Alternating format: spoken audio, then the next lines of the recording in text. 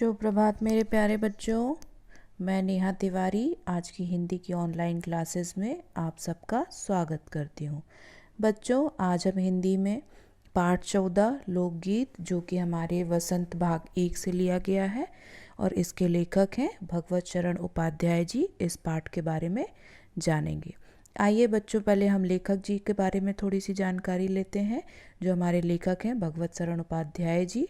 देखिए, भगवत शरण उपाध्याय जी का जन्म जो है वो 1910 ईस्वी को उजियारपुर जिला बलिया उत्तर प्रदेश में हुआ और उनका निधन 12 अगस्त 1982 ईस्वी को हुआ। उपाध्याय जी ने संस्कृत, हिंदी साहित्य, इतिहास, संस्कृति एवं पुरातत्व का गहन अध्ययन किया।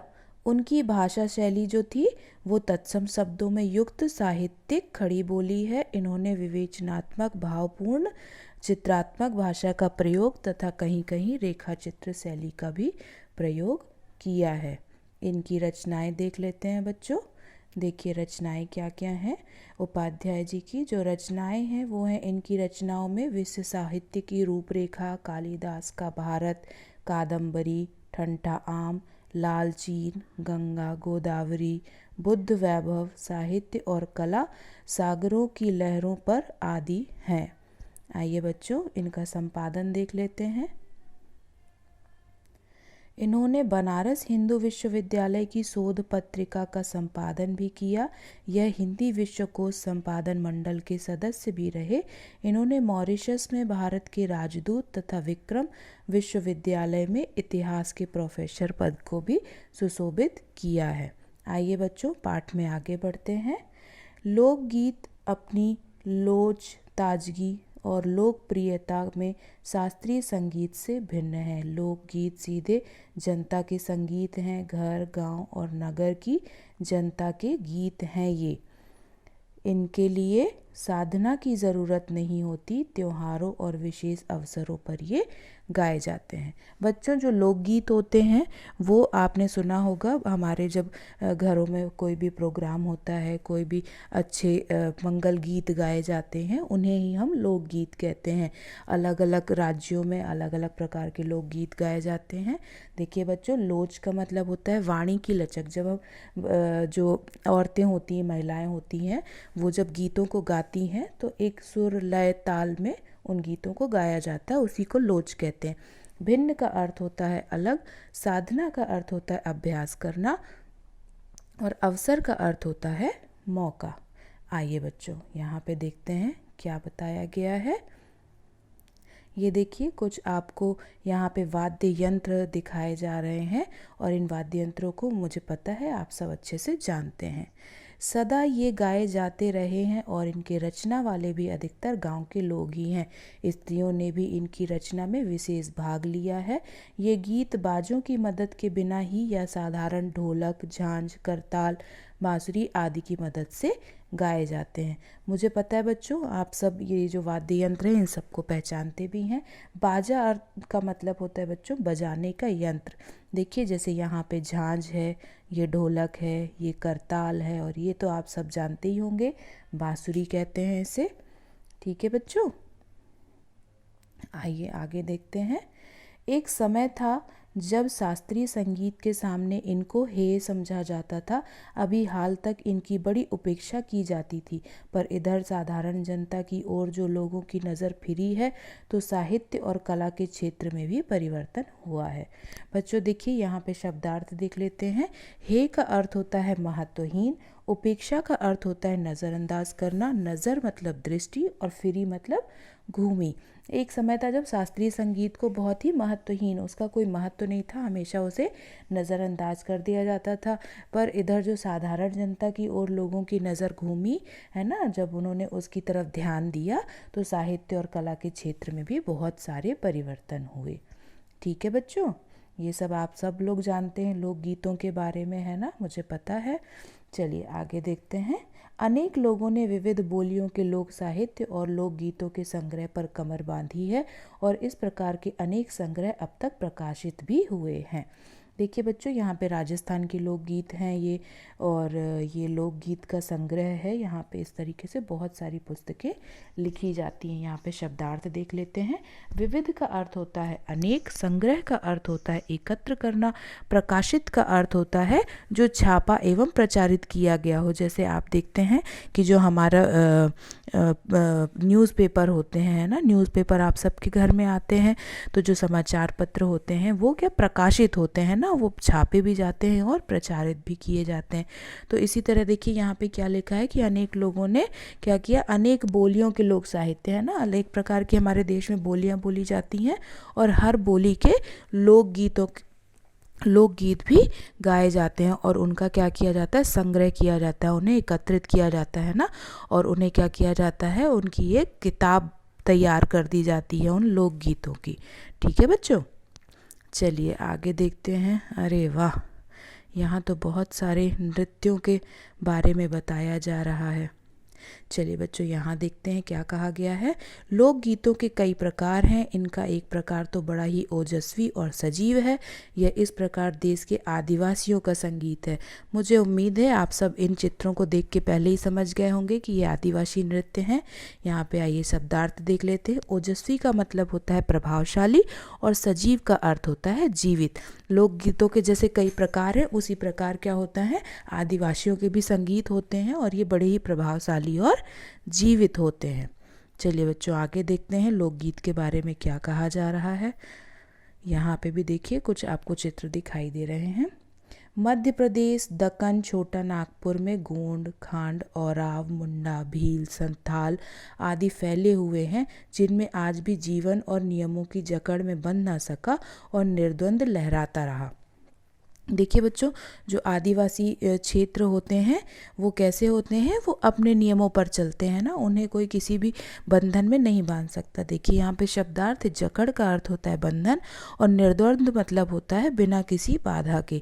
तो जो आदिवासी होते हैं उनकी अपनी ही अलग जीवन शैली होती है, वो अपने नियमों पर ही चलते हैं। ठीक है बच्चों, चलिए देखिए यहाँ पे भी बहुत सारे चित्र आपको दिखाई दे रहे हैं। इनके गीत और नाच अधिकतर साथ साथ और बड़े बड़े दलों में गाए और नाचे जाते हैं। 20-20, 30-30 आदमियों और औरतों के दल एक साथ या एक दूसरे के जवाब में गाते हैं। दिशाएं गूंज उठती हैं।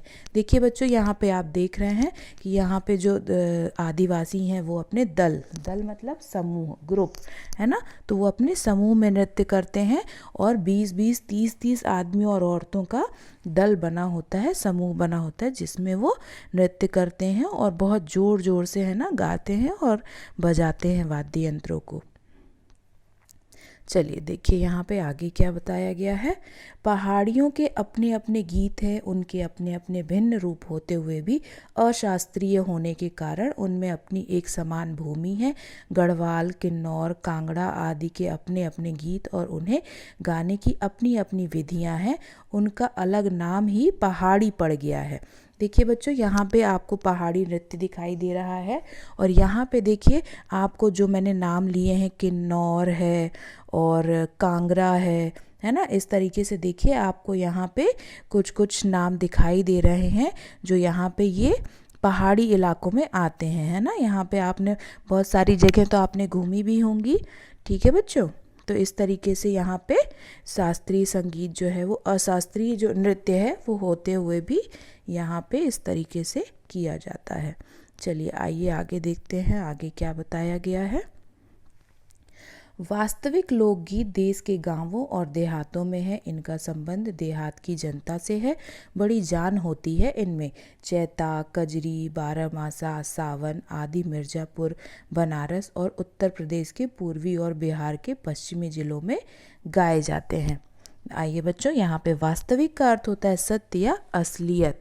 जो वास्तविक लोकगीत होते हैं वो साधारण तौर पर कहाँ पे गाए जाते हैं, वास्तविक तौर पर गांवों में गाए जाते हैं ना। इस तरीके से आपको जो गीत है वो गांवों में अधिकतर सुनने के लिए मिलते हैं। चैता, कजरी, बारहमासा, सावन ये सब क्या है, गीतों के नाम हैं, और ये कहाँ पर गाए जाते हैं, मिर्ज़ापुर, बनारस, उत्तर प्रदेश, पूर्वी और बिहार के पश्चिमी जिलों में गाए जाते हैं। आइए देखते हैं बच्चों लोकगीत के बारे में और क्या कहा गया है। बाउल और भतियाली बंगाल के लोकगीत हैं। पंजाब में माहिया आदि इसी प्रकार के हैं। हीर रांझा, सोहनी, महिवाल संबंधी गीत पंजाबी में और ढोला, मारू आदि के गीत राजस्थानी में बड़े चाव से गाए जाते हैं। देखिए बच्चों, यहाँ पे चाव का अर्थ होता है शौक। ये जो बाउल और भतियाली हैं ये बंगाल के लोकगीत है। इसी प्रकार बच्चों हर राज्य का अपना एक लोकगीत होता है ना, और वहाँ पे जो लोग होते हैं वो बड़े शौक से इन गीतों को गाते हैं। ठीक है बच्चों, देखिए यहाँ पे क्या कहा गया है। देहाती गीतों के रचयिता कोरी कल्पना को इतना मान ना देकर अपने गीतों के विषय रोजमर्रा के बहते जीवन से लेते हैं, जिससे वे सीधे मर्म को छू लेते हैं। उनके राग भी साधारणतः पीलू, सारंग, दुर्गा, सावन, सोरठ आदि हैं। कहरवा, बिरहा, धोबिया आदि देहात में बहुत गाए जाते हैं और बड़ी भीड़ आकर्षित करते हैं। देखिए बच्चों, यहाँ पे आपको भीड़ भी दिख रही है ना, किस तरीके से ये व्यक्ति नृत्य कर रहा है, ये बजा रहे हैं और आसपास के लोग देखने के लिए खड़े हुए हैं। देखिए बच्चों, मान का अर्थ होता है महत्व, रोजमर्रा अर्थात हर रोज, और मर्म मतलब हृदय।